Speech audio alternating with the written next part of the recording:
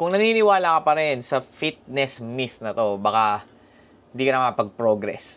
So, I'm Joms and I help men conquer the fear of rejection by mastering confidence. And today, sa video na to, pagkuusapan natin is about fitness.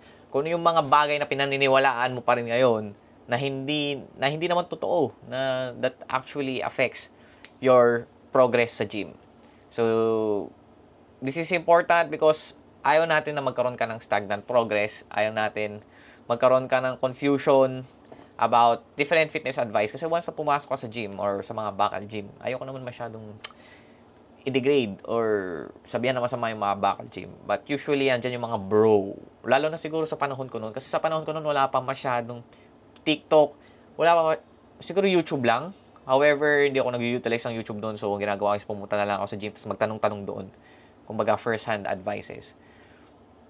So, doon, hindi pa ganun kalaki yung gym community compared as of now na marami ng influencers that debunking fitness myths. So, usually, meron kong marireceive na advice na bro science lang. Ibig sabihin, na based on their own understanding lang and not backed by science. So, dahil doon, I wasted a lot of time sa gym na pwede ko naman pala gawin ng ganito lang. I wasted a lot of time and energy sa ineffective workouts. Nagkaroon ako ng mga unhealthy habits because of it. And number 3 is, hindi ko pa rin na-achieve yung fitness goals ko noon. So, ang number 1 na sinabi sa akin noon is, kailangan mo mag-gym araw-araw para magkaroon ka ng magandang katawan. So, hindi naman siya bad advice. Basically, ang ginawa nun is, nakatulong naman siya siguro. Pag-usapan naman na natin kung paano siya nakatulong sa akin. Nakatulong siya sa akin in order for me to build the habit of going to the gym. Kumbaga, everyday I show up to the gym. So, na-install na siya sa buhay ko na I need to go to the gym. Na hindi na nawala sa sistema ko. Kasi once na paulit-ulit mong ginagawa yung isang bagay, magiging habit mo na siya. Magiging parte na siya ng routine mo. In which nakatulong naman sa akin. Kasi nga, hindi ako naging intro boy.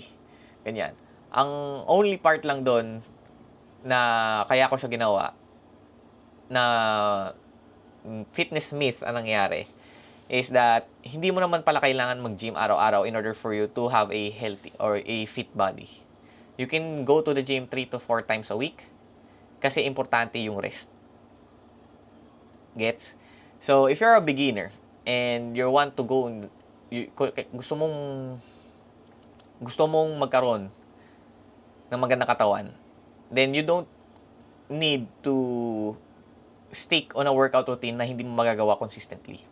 Kasi it's not about the quantity of workouts you do every week. It's about the quality of your workouts and also the quality of your recovery. So, ano ba yung pwede mong gawin ngayon? What you can do is, I want you to know kung how many times a week yung kaya mong i-commit sa gym. For example, 3 times a week lang ako makakapag-gym. Monday, Wednesday, Friday lang. So, ang gawin mo is, humanap ka ng workout routine na 3 times a week lang. Humanap ka dito sa YouTube ng workout routine na 3 times a week, workout routine for men. And then, yun yung gayahin mo. So, in that way, you can progress more kasi that workout is built specifically for those people na 3 times a week lang. And you can actually progress with that one. Because, again, it's all about consistency. Building habit of going to the gym, building the habit of showing up in the gym. So, kung hindi mo kaya mag 6 times a week, 7 times a week, wag mo pilitin. Again, it's all about consistency and commitment. So, kung mas madali sa'yo makapag-commit ng 3 times a week, go for the 6 times a week.